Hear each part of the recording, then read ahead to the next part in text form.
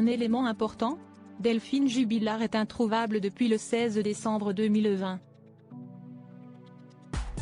La jeune femme a disparu à Cagnac-les-Mines dans le Tarn et n'a donné aucun signe de vie depuis. Les recherches se poursuivent mais aucun indice n'a permis de découvrir ce qui a pu lui arriver. Le principal suspect de cette affaire est son mari, Cédric Jubilard. Il a été mis en examen pour homicide volontaire sur conjoint le 18 juin 2021 et est incarcéré à la prison de Toulouse 16 depuis.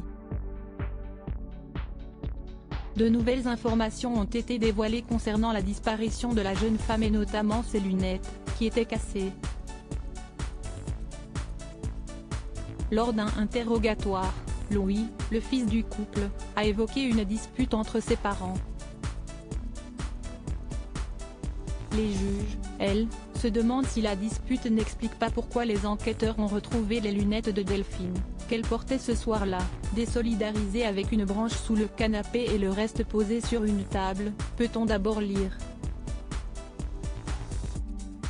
Un objet déjà évoqué par Cédric Jubilard, qui avait affirmé « elles étaient déjà cassées depuis un moment ».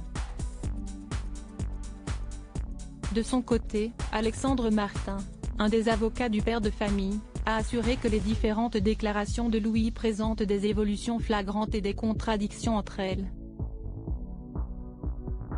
Alors que l'enquête peine à avancer et apporter les réponses aux proches de l'infirmière, ce nouvel élément peut-il devenir essentiel ? Un détail qui perturbe.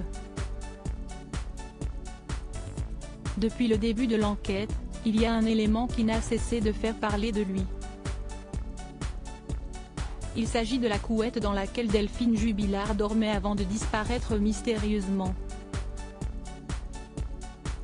Si celle-ci a fait autant parler, si est-il aussi car elle aurait été retrouvée dans la machine à laver du couple. Toutefois, la dépêche a récemment affirmé qu'elle se trouvait bien dans le salon et non dans la machine à laver comme indiqué à plusieurs reprises. Siesti Dominique Alzeri, l'ancien procureur de Toulouse, qui avait expliqué le 18 juin dernier que Cédric Jubilard avait déclenché une machine à laver dans laquelle se trouvait la couette du lit de madame lors de l'arrivée des gendarmes aux alentours de 4h50. Il avait ensuite précisé que la scène était assez incongrue alors que lui portait un pyjama qu'il n'avait jamais lavé selon ses dires et que l'état de la maison était extrêmement négligé. Lors d'une audition, Cédric Jubilard s'était justifié, comme l'a rapporté Le Parisien. À force de tourner en rond, j'ai essayé de ranger un minimum vu qu'il y avait du monde qui allait venir, a-t-il d'abord assuré avant d'ajouter, j'ai dû mettre les 4 chaussettes qui restaient à moi de quand je suis rentré, plus la couette que la chienne avait tachée.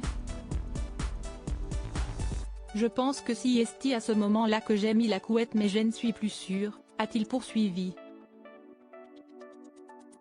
Pour rappel, lorsqu'elle a finalement livré ses secrets, l'analyse de la couette n'a révélé aucune trace de sang ni d'urine. Cédric Jubilard, avait-il fait des confidences concernant la disparition de son épouse ? Après 4 heures d'interrogatoire, Cédric Jubilard a évoqué la disparition de Delphine Jubilard.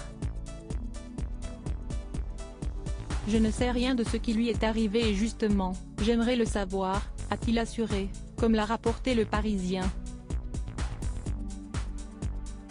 Ça pourrait me permettre de sortir de toute cette misère qui aujourd'hui m'accable alors que je suis innocent. Je ne lui ai jamais fait de mal et ce n'est pas aujourd'hui, ni hier, ni avant-hier, que je lui aurais fait du mal, a-t-il affirmé ensuite. Le père de famille ne cesse de clamer son innocence depuis le début de cette enquête. Il a fait une nouvelle demande de remise en liberté le 4 janvier dernier et celle-ci sera examinée le 11 janvier. Il reste présumé innocent des faits qui lui sont reprochés.